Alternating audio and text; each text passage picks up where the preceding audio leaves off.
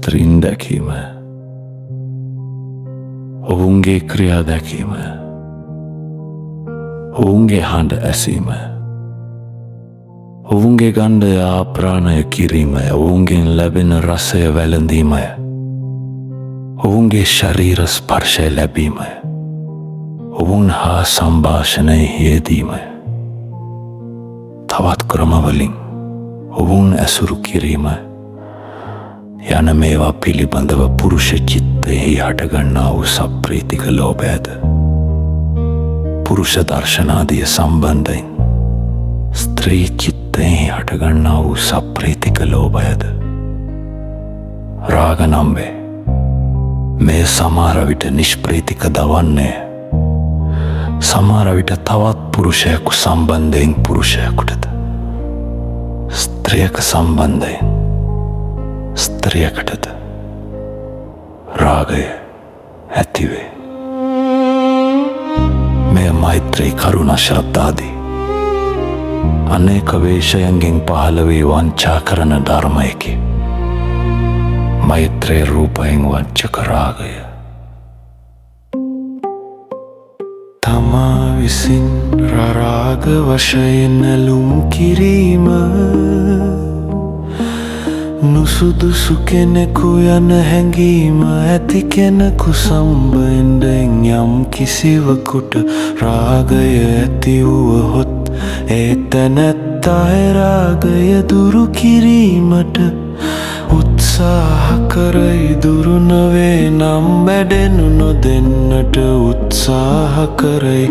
තමාට නුසුදුසු පරිදි ඇති වූයේ රාගයට එයනේ දුරු කර ගැනීමට උත්සාහ කරන්නා වූ තැනැත්ත කෙරෙහි වැඩෙන්නටත් ක්‍රියාකාරීත්වයට පැමිණෙන්නටත් ඉඩ නොලබන්නා වූ ඒ රාගය පසුව ඒ තැනැත්තාගේ අදහසට සුදුසු වන සැටියට, පුද්ගල තත්ත්වයට සුදුසු වන සැටියට මෛත්‍රී වේශය ගන්නේ.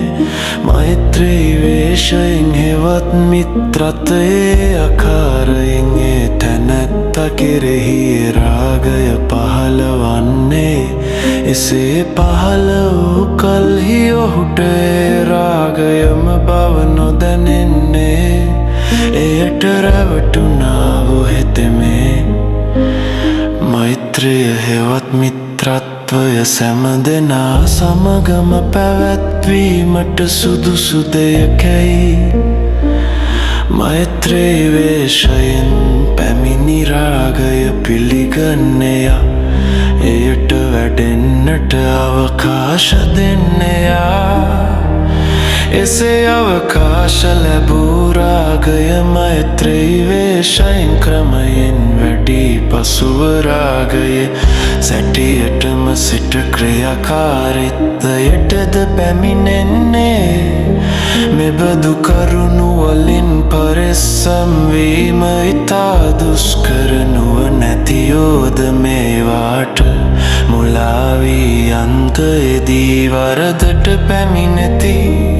මෛත්‍රී රූපය ගන්න රාගය බොහෝ සෙයින් පැවිද්දන් කෙරෙහි ඇතිවේ. එයට වසඟ වී අන්තිමේදී ඔවුහු ශ්‍රමණ ධර්මයෙන්ද පිරිහෙති.